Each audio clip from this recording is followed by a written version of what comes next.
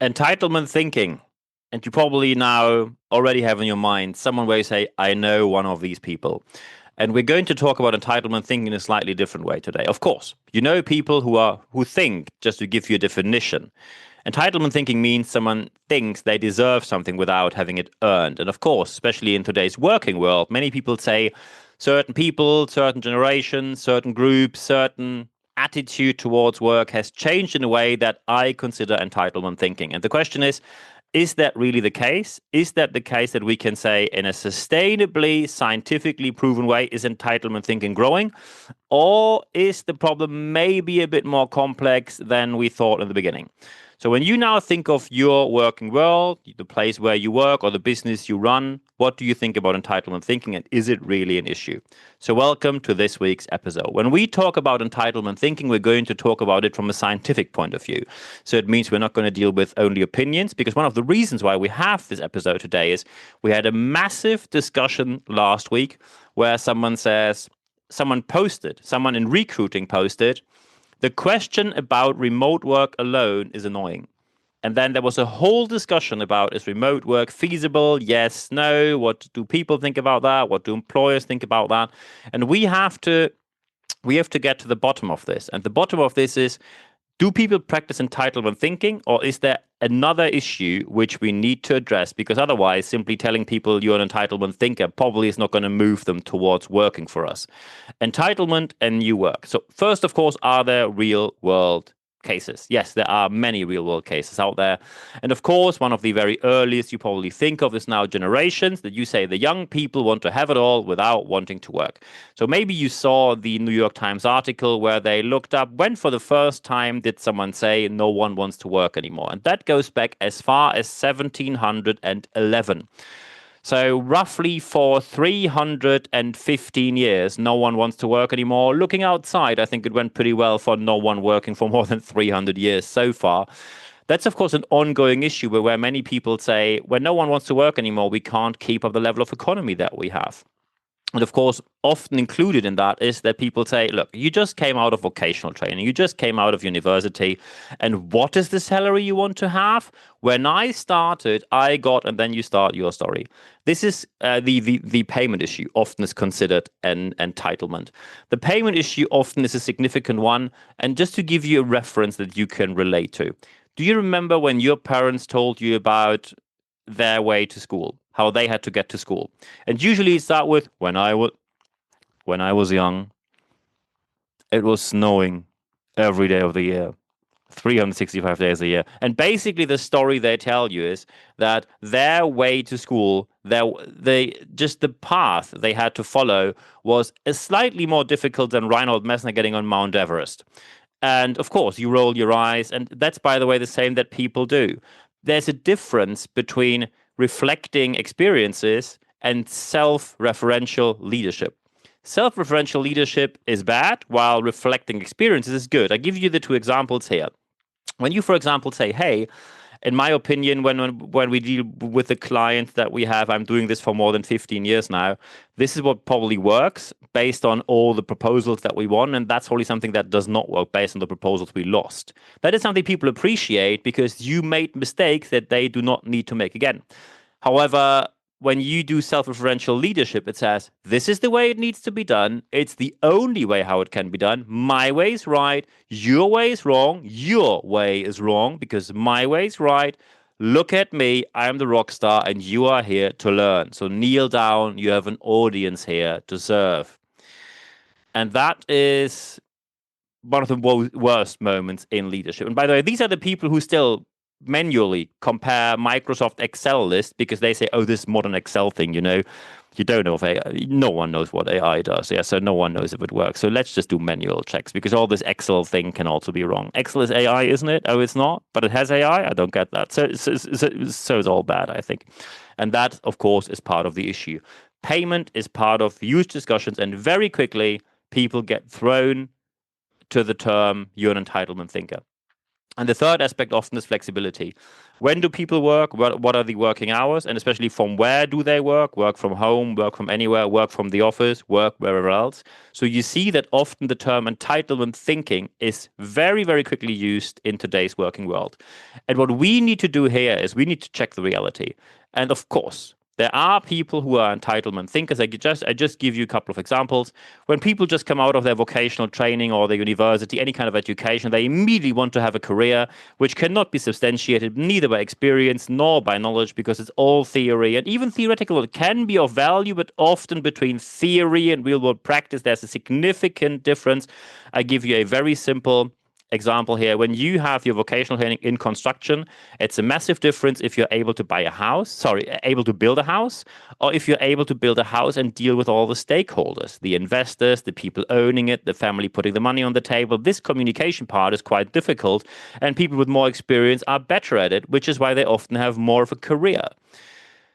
In addition to that, often people say, yeah, anyone wants to have a career, but no one wants to have the accountability. We struggle more and more that people take accountability. They want the payment and the career, but they do not want to have the accountability. And in some fields, that is absolutely omnipresent, ubiquitous. Anywhere you see that, for example, in consultancy, or in my job as well, less and less people are joining my industry in the freelance sector for a very simple reason, because often you have people who either end up becoming self-employed because no one wants to employ them anymore, or you have people who simply say, I need to have days where I don't be that, where I'm not going to be that present. I just give you a very simple example.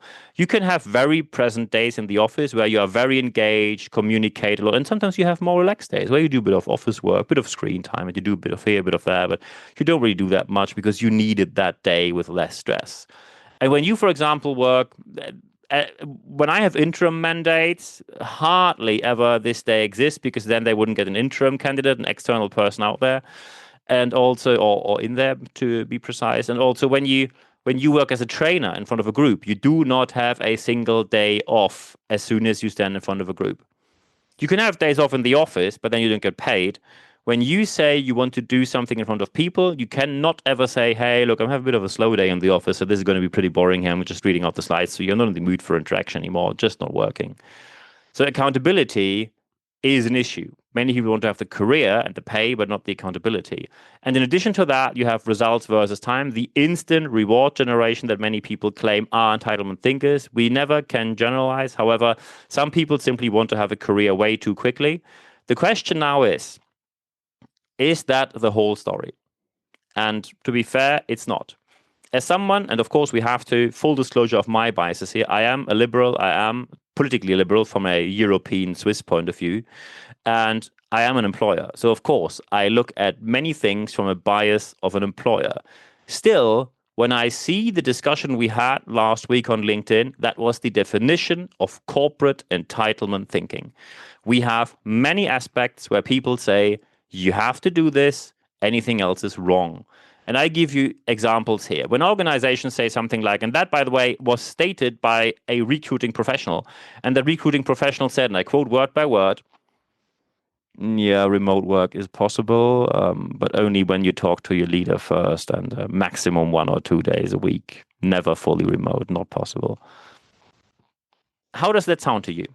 When you apply to multiple organizations, some of them say, hey, you have 3 days or 2 days remote, the rest is on site. And some say, yeah, you have to talk to the leader. Many people know what that means. It usually means it gets socially punished when you dare to work from home. And of course, you might now say, maybe there are good reasons. And someone in this discussion asks, what are the aspects that you offer to make things attractive? And the answer was, and I quote word by word, yeah, there isn't really anything that we do to make it more attractive, because, before COVID, they also all were in the office. So we don't see why we should make it more attractive. And by the way, in future, because of course that answer didn't go down too well. And afterwards, that recruiting professional said, we have a great campus, meaning the area where the company is located, and we have a great canteen. Nice campus. News here, people usually have it quite nice at home, because when they want to work from home, they do it because they have it quite nice at home. Good canteen, people have nice food at home. Why don't you add something like free coffee and free water? Another of the pseudo benefits. When I hear these kind of statements in recruiting, I know why so many organizations are struggling. But the worst of it all was when suddenly the statement came up and says, it is not appreciation towards our production staff when you can go and work from home, but they don't. That is, to be absolutely precise, one of the worst piles of nonsense I have heard in the last 12 months. You cannot simply compare different jobs because people decide for different jobs due to different motivations. When you say we all need to have the same, you cannot follow this up because I can simply say, look, your CEO probably has a company car. Would be really unfair if not everyone has a company car. So do interns get a free company car as well? No, that's not fair, is it? Or hey, the CEO has higher salaries, right? Anyone should have really high salaries. And then immediately someone will say, well, there are different jobs with different consequences. Exactly. That's exactly my point, not yours. People say, I'm going through vocational training or university degrees, including all the efforts, time, and costs, because they say maybe after that, I can have a job where I can work from home 2 days, 3 days, 4 days, 5 days a week. And if it's one day, but there must be remote work in most situations. And as soon as you have a proper, valid reason for remote work or against remote work, then people will understand. When you say, hey, we have clients coming in, we meet them on site, we can't send them home to you, and we have clients coming in every single day, and you have to see them every single day because many clients show up spontaneously, anyone will understand. That's our business. That's how we make money. And that's why I can't work from home. And by the way, there are many jobs now that have remote work because sometimes people say things where you think maybe you didn't think your life decisions through. So, for example, once just a couple of weeks ago, I talked to a receptionist who said, anyone can have work from home, just not me. Well, receptionist jobs pretty much are on site. However, many people, probably you have seen it as well on Instagram, where a hotel was shown where they outsourced the reception. There was someone sitting in front of a camera from home, and they did the whole check-in procedure only by the by the screen.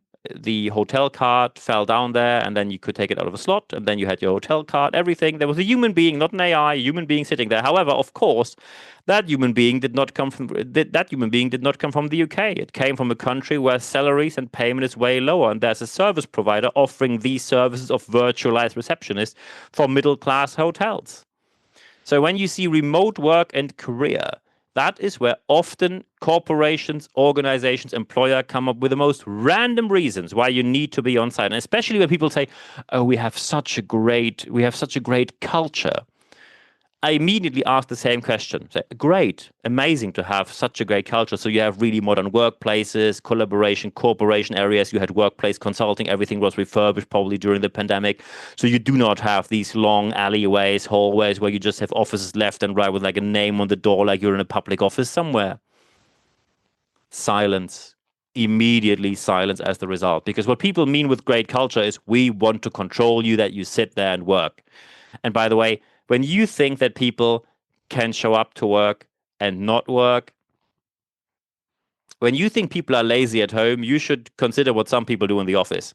When you don't want to work, you can spend your day, especially in larger organizations. You do a bit of chit chat here, go to the water dispenser, go to the cafeteria. You do a bit of Amazon. No one can look on your screen anyway. So you do whatever you want to do there. And when you think that control is the key to better work results, you really missed out on 101 leadership sessions. And yes, there are some people who are difficult to handle and you need a bit of more control. However, just adding more and more control raises the bar of the cost significantly, and the profit margin you have on the product you sell will most likely diminish or be non-existent in the very, very near future. So organizations often, when it comes to remote work, the career, the communication around all of that, saying, oh yeah, you have to talk to your leader in only 1 or 2 days. And that basically means we don't want remote work. And also payment, when people say, how do you dare to ask for so much payment? You work for less. People worked for less before the pandemic. Here are the news. It's after the pandemic. Maybe you missed that, didn't get the memo. Who knows? But it's after the pandemic. Things have changed. You cannot say, oh, things were always better back in the days, because We aren't back in the days. We aren't right now. You have to see that you need to adapt to modern circumstances. And to find the right balance between the two is challenging. It's not easy. And that is why many companies professionally train their leaders on remote work. I have professional education. By the way, when you now say remote work is not for you, here then you use from a scientific point of view. I did my training with Professor Cedal Neely, Harvard University. Scientific evidence also published in a more understandable way. When you don't want to read through 4,000 pages of published studies, you can read the book Remote Work Revolution by Professor Cedal Neely. And when you then say there's an error in there, science has peer review. You can comment on that. You can say there were errors in data handling, there were errors in interviewing. You can comment on all of that on a scientific level. But unfortunately, what we usually have is that some sort of patriarchal structure, someone on the top of that, or some owner who has no contact to working people anymore, and usually lives somewhere near the business they built up. And they say, I don't like it. I don't like remote work. Work is on site, right? Show up. I pay you for that. I pay you for that. And then people come and say, oh, great, because the other company just around the corner, they offer me remote work on a 40-hour-a-week contract. So I drive an hour and back to you. So that's 5 hours a day, one direction, and 5 hours the other direction, so 10 hours a week. So you pay me for these 10 hours and you cover the cost at face value? No. So that about payment here. So another lie. So here you see you need to find the balance. We have people, without any doubt, and believe me, as someone who is a liberal and an employer, I am in favor of anything that is related to merit-based achievements and rewards. However, often people are called entitlement thinkers when they simply say there is a reasonable modernization taking place in the workplace and you simply have to adapt to that. And that is more than reasonable and nothing is wrong with that. My company did remote work from the very beginning. Back in the days, due to a different approach, we simply couldn't afford an office as a startup. And back in the days, end of the 90s, no one gave you any kind of office rental contract when you didn't have any kind of money on the account. And startup centers didn't exist back in the day. So we did it by coincidence. But we quickly find out how attractive this made us as an employer. And that's what we actively used in recruiting. The question now is, how do you get all of that implemented in your organization? So first, of course, you always have to be aware, follow science and research. Your personal opinion, when you say you have an opinion on remote leadership, I can tell you talents on the market will have an opinion on your approach.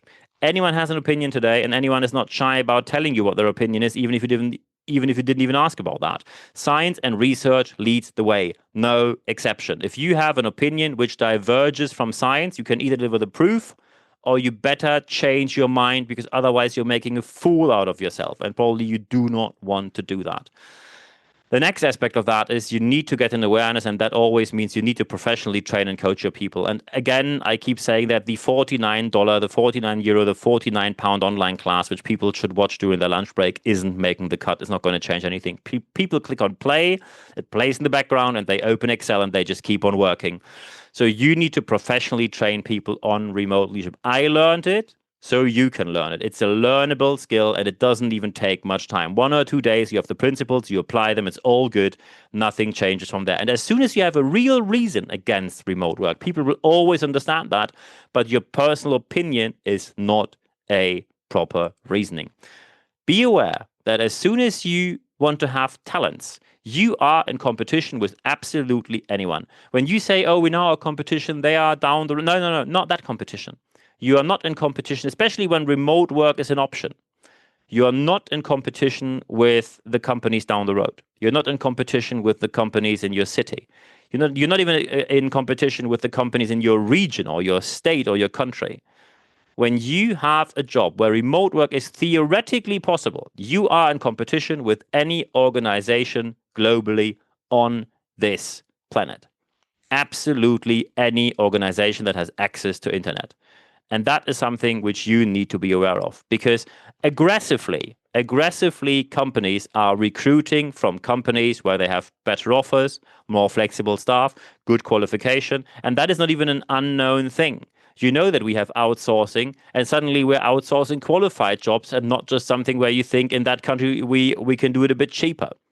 So be sure that you modernize your approach. Entitlement thinkers exist. I give you that, and I fully support that, and they make me angry as much as they make you angry. However, We, especially at the moment, have too much entitlement thinking from the employer side and too much entitlement thinking from the organization side. And from a sustainable leadership point of view, as soon as we get to the right attitude, the right mindset, and especially the right factual understanding, the right skill, then the working world will become a better one for all of us. And I wish you all the best implementing that in your organization. And when you now say, well, we might be on the right or maybe not the so much right end of that, I'd like to discuss something, feel free to contact me. But first, of course, when you watch me on YouTube, feel free to like this video, feel free to subscribe. And of course, we publish one thing every week. Feel free to comment, of course, when you're listening on Apple Podcasts or Spotify. Feel free to review, leave 5 stars there. Thank you very much for doing so. And of course, feel free to recommend this to absolutely anyone you like. Share it amongst friends, colleagues, anyone, put it on social media, anything is welcome. One aspect which we only have online on YouTube, the so-called YouTube Shorts, as the name says, only available on YouTube, leadership tips. We have more than 100 online right now. Be sure that you sign up for that. You can only watch them via YouTube, so signing up, subscribing to our channel, it pays off to have that little bell activated so you don't miss anything in the future. And of course, you can also follow us on Apple Podcasts, Spotify. You can go to my website, nb-networks.com, and there you see what I do for a living. Also, because we had the request right now recently, yes, we will have a certain press part here where we put all the press things we had. Some people heard or saw on my social media. I was quoted by Forbes magazine and by Newsweek, which of course I'm incredibly proud of. Thank you very much for your support, and thank you very much for the multiple and many congratulations which I received on that matter. When you now say, yeah, I'd like to discuss something, but really not in the comment section because it's too private, too specific, too company bound, and simply strictly confidential, feel free to send me an email, nb@nb-networks.com. Send me an email and we take it from there. When you have something very specific where you say, hey, we need training, speaking, coaching, consulting, mentoring, we need project interim management, very happy to do that as well. I'm looking forward to hearing from you here. But we can also just have a chat via email and exchange. And thank you very much for the very professional and respectful discussions we had in the recent past. Thank you very much. When you now say, I like to have live sessions, and yes, we have them, please go to expert.nb-networks.com. When you put in your email address there, you only receive one email every Wednesday morning. It's 100% content ad free guarantee. What you get is, first, free access to all the podcasts, more than 400 in English and German. No paywall, no nothing. Full access to all the articles, more than 400 in English and German available there as well. So I'm looking forward to seeing you there. And in that leadership letter, you have the date, the time, and the access URL, the access link to access the session. You don't have to register for it. You only have to click on the link and there you are at the right time, of course, on the right date. But we only communicate the live sessions via our leadership letter. There is no other means where we communicate that. The most important, well, by the way, of course, you can also follow and connect with me on social media. LinkedIn is the most common one. Of course, you can also find me in the German one, Xing. You can add me on Instagram, and of course, Facebook and YouTube are also options here. The most important thing, however, is always the last thing I say. Apply what you heard in this podcast. The reason is very simple. You will only see positive change when you apply what you heard here. I fully understand that entitlement thinkers can drive you up the wall. And by the way, they do the same with me. However, we cannot just stand there and say, this is our set of thinking and you have to adapt to that. That is simply not modern leadership. So be aware that we have to modernize as well. So apply what you heard. By the way, when you send me any kind of message because you have any kind of question, no worries. I'm always answering within 24 hours or less. So I'm looking forward to hearing from you there. Apply what you heard, and then everything will get better from there. At the end of this video cast, as well as the end of this podcast, there's only one thing left for me to say. Thank you very much for your time.